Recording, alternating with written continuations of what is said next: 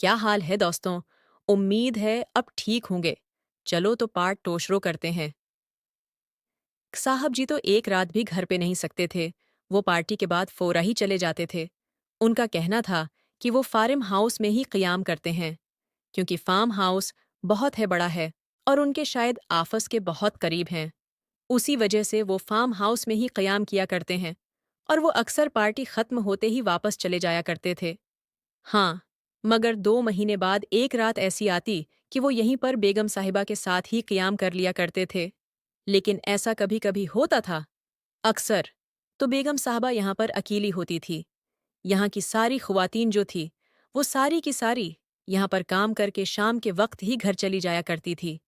میں پیچھے بچ جاتا تھا، مجھے یہاں پر ایک کوارٹر دیا گیا تھا اور میں اسی میں ہی قیام کرتا تھا۔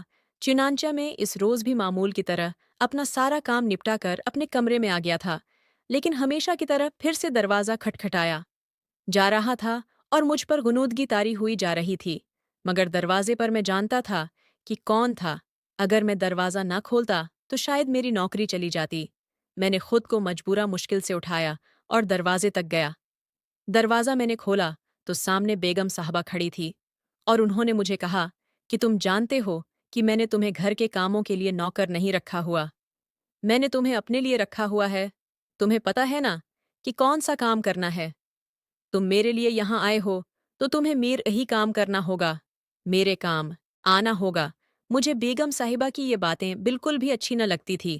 وہ ہر روز ایسے ہی کہتی تھی اور مجھے روزانہ 3 گھنٹے ان کے ساتھ رہنا پڑتا تھا۔ آج بھی میں نے سوچا اج پھر 3 گھنٹے میں بہت تھکا ہوا تھا۔ مجھ میں کسی بھی کام کی کوئی بھی ہمت نہ بچی تھی، لیکن بیگم صاحبہ کا حکم تھا تو مجھے ان کے ساتھ 3 گھنٹے گزارنے تھے۔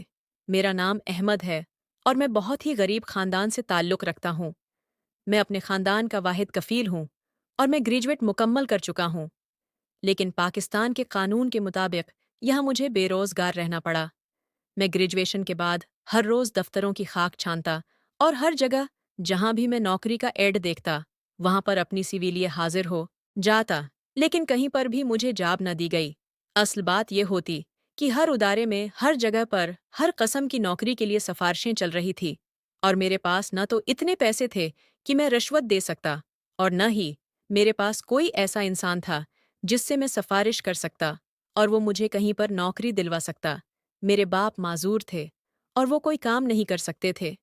اس سے پہلے میرے باپ نے بہت محنت کی تھی اور مجھے گریجویشن مکمل کروائی تھی، جبکہ گریجویشن کرنے کے بعد میں بالکل ہی گھر میں بیٹھ گیا تھا۔ میرے ابا ایک فیکٹری میں کام کرتے تھے اور وہاں پر ان کا آنا جانا اوپری منزلوں میں ہوا کرتا تھا۔ ایک روز میرے بابا فیکٹری میں کام کر رہے تھے۔ پیارے دوستوں، یہ کہانی بہت خاص ہے اور اگر آپ اس کو مزید سننا چاہتے ہیں تو میری اس ویڈیو پہ کامنٹس کر دیں تاکہ آپ کو مزید اس کہانی کا اگلا پارٹ مل سکے۔